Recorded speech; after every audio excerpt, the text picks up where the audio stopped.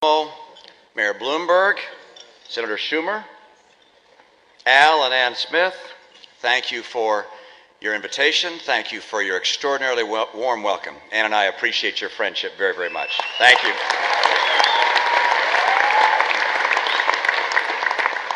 Now, Al, you are right. A campaign can require a lot of wardrobe changes.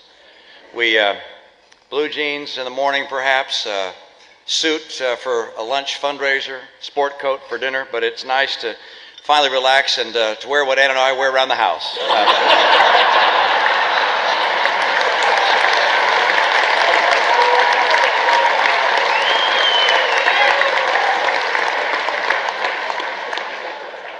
I'm glad to be able to join in this venerable tradition. Of course, I'm pleased that the President's here. We were chatting pleasantly this evening as if Tuesday night never happened. And I credit that, of course, to the Cardinal. It's taken New York's highest spiritual authority to get us back on our best behavior. I was actually hoping the President would bring Joe Biden along this evening, because he'll laugh at anything.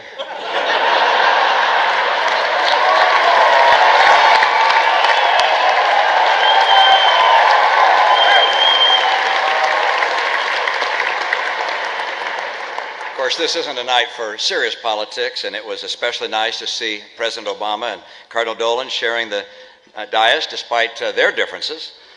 I'm sure the Cardinal has no hard feelings, and we might get an indication of that during dinner to see if the President's wine turns into water.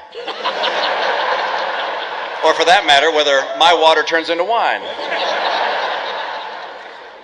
I'm pleased to once again have the chance to see Governor Cuomo, who's already being talked about for higher office.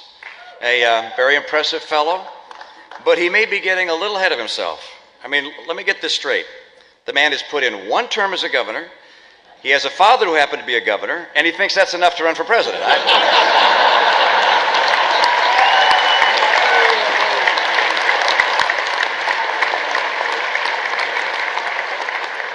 Of course, we're down to the final months of the President's term.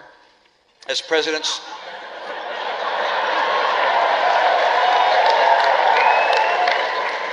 Obama surveys the Waldorf banquet room with everyone in white tie and finery, you have to wonder what he's thinking.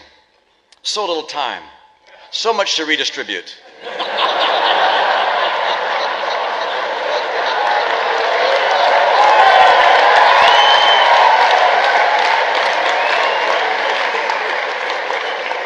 And don't be surprised if the President mentions this evening the monthly jobs report where there was a slight improvement in the numbers.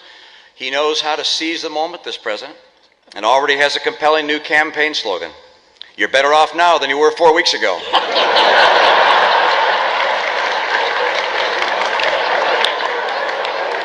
You know, with or without all the dignitaries that are here, the Al Smith dinner surely lives up to its billing.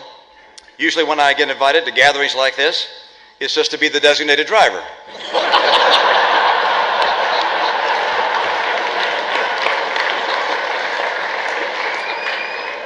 Your kind hospitality here tonight gives me a chance to convey my deep and long-held respect for the Catholic Church, have special admiration for the Apostle St. Peter, to whom it is said, "Upon this rock I will build my church." The story is all the more inspiring when you consider that he had so many skeptics and scoffers at the time who were heard to say, "If you got a church, you didn't build that."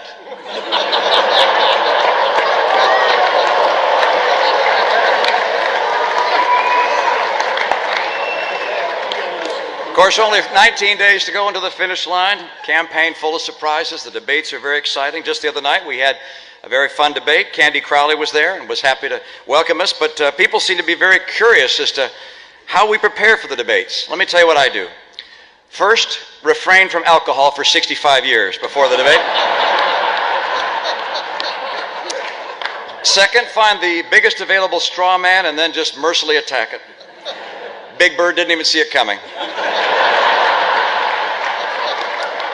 And by the way, in the spirit of Sesame Street, the President's remarks tonight are brought to you by the letter O and the number 16 trillion.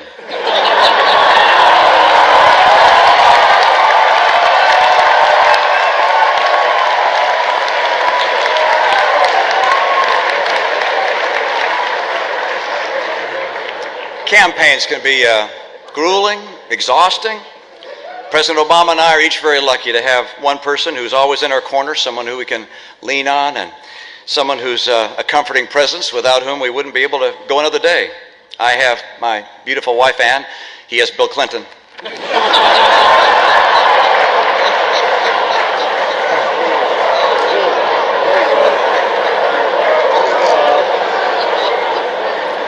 We got a big dose of the Biden charm last week, I'll tell you that, in his debate with Paul Ryan.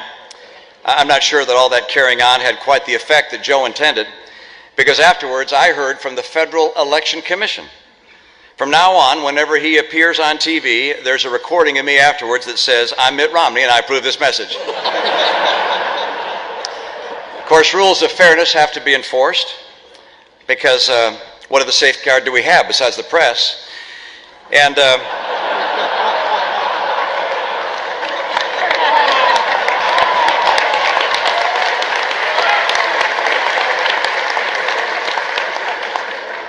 now, I never suggest that the press is biased. I recognize they have their job to do, and I have my job to do.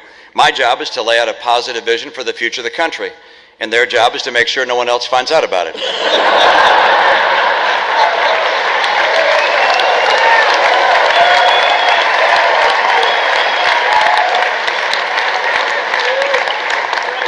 Let's just say that some in the media have a certain way of looking at things. When suddenly I pulled ahead in some of the major polls, what was the headline? "Polls show Obama leading from behind." And I've already seen early reports from tonight's dinner. Headline: "Obama embraced by Catholics. Romney dines with rich people."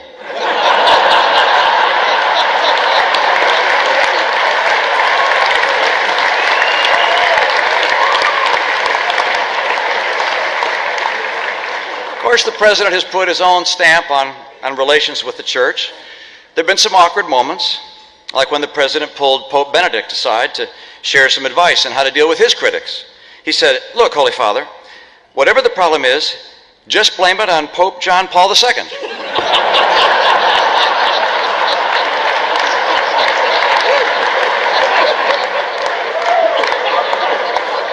Of course, the president has found a way to take the sting out of the Obamacare mandates for the church. From now on, they're going to be in Latin.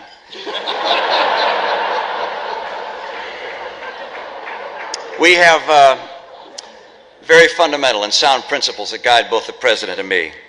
He and I, of course, feel the pressures and tensions of a close contest. It'd be easy to let a healthy competition give way to the personal and the petty, but fortunately, we don't carry the burden of disliking one another.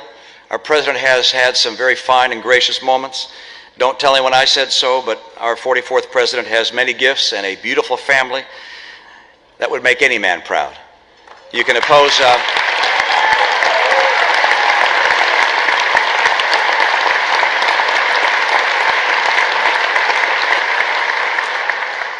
In our country, you can oppose someone in politics and make a confident case against their policies without any ill will. And that's how it is for me. There's more to life than politics. At the Al Smith Foundation and the Archdiocese of New York, you show this in the work you do, in causes that run deeper than allegiance to party or to any contest of the moment. No matter which way the political winds are blowing, what work goes on day in, day out by this organization and you.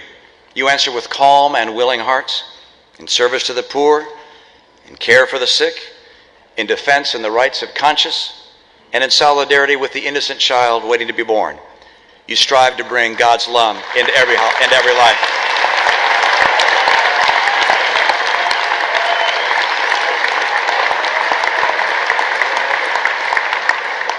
I don't presume to have all your support, and on a night like this, I'm certainly not going to ask for it. But you can be certain that in the great causes of compassion that you come together to embrace, that I stand proudly with you as an ally and friend. God bless you all, and God bless the United States of America. Thank you.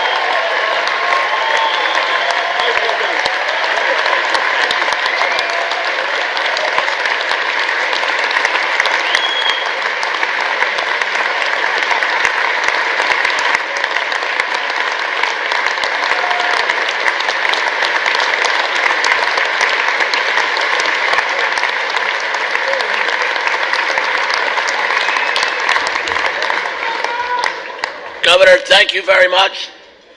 I'm going to take you up in that designated driver tonight, if it's okay.